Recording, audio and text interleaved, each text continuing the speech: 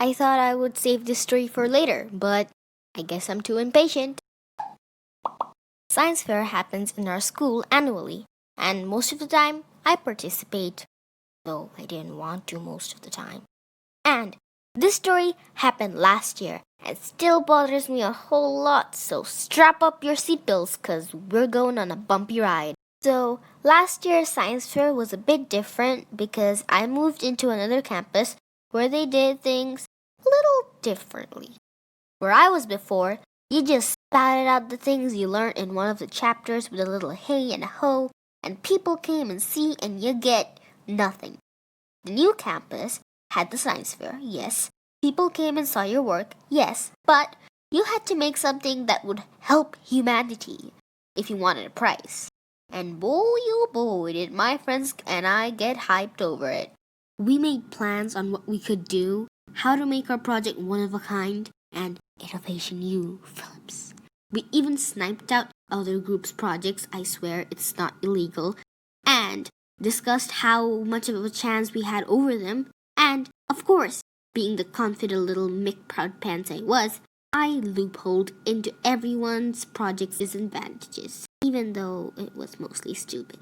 And, sadly, I gave my friends hope that we would certainly get at least the third spot. Don't get me wrong though, I try and improve myself every day and I am not that overconfident now. At least I hope so. And, children, this is why you don't count your chicks before they hatch. The day came and our project was doing good. We even made a lamp out of plastic and LED light bulb. Why? Because then with less energy the light can be spread out more through the water in the plastic bottle. We thought it was good. And I still think it was good.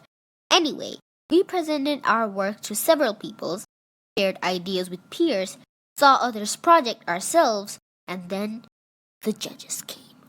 We gave it as much as we could by our dehydrated selves, and it was done. We waited, and waited, and waited, and we got bored of watching an empty stage, so we went to the older kids' presentation. There, one bhaiya had that edible water thingy, you know which one, but instead of the water being in a jelly capsule, it was jelly itself. How does that hydrate you again? But, being the dumb kids we are, my friend and I asked him if we could taste some of the leftovers and regretted it immediately. It was the most unexplainable taste ever. It was like a wad of gum that had no flavor, but it was harder and difficult to swallow. At least mine was. My friend took a much smaller and flavored one than me. She probably thought it wasn't that bad while I was suffocating for air. The prize ceremony started with the younger classes, so we didn't have to wait much. But don't get your hopes up because everything goes downhill from here. The classes were divided into a few groups, like class 3, 4, and 5 had the competition between them. And it was our turn. So we were bracing ourselves and keeping an ear and an eye out. Then we heard our first names be called. But we didn't wait as long to actually hear the last name of our group and rushed out of the seats squealing and cheering and got on the stage. The earlier girls were still on the stage and got our prizes, smiling from the principal and took photos, but then one of the teachers saw. And she was like, "Where'd you girls come from?" We were on the top of the world, so it was an abrupt thing to hear. "What are your names?" What? You're not supposed to be here? They won the prize. Get off the stage. It was surreal. I have never in life been so embarrassed. I felt like I could just burst out crying. We got off after handing the prizes back and just buried our faces down. We could hear some people laughing, but mostly it was silent. We got back and heard an array of positive and hopeful things. But what happened had happened.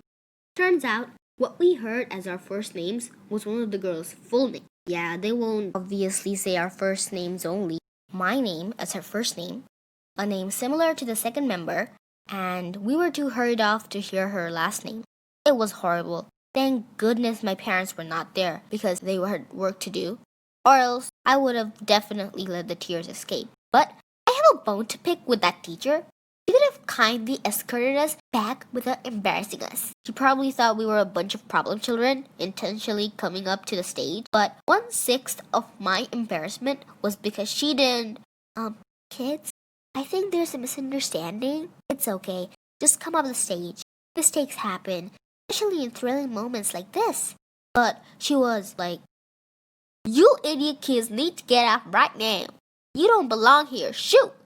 She pushed us off the top of the world and threw embarrassment and guilt straight at us. And it was in front of the girls too, who are younger than us. It was so embarrassing. Oh my goodness. Needless to say, I needed 2 weeks to recover from that, and it still hits me hard and brought it up in a conversation. "Hey, isn't that the girl who almost took your prize at the science fair? Haha, that fiasco was amazing." "Oh yeah, she's there." My arms are breaking, my eyes are burning, my brain is melting. This took way longer than expected, huh? Well, at least it's over. And I want to say one thing, that all the teachers are not bad. In fact, I exaggerated this teacher's actual personality. Anyways, that's all. Stay hydrated and I'll see you in the next video. Bye.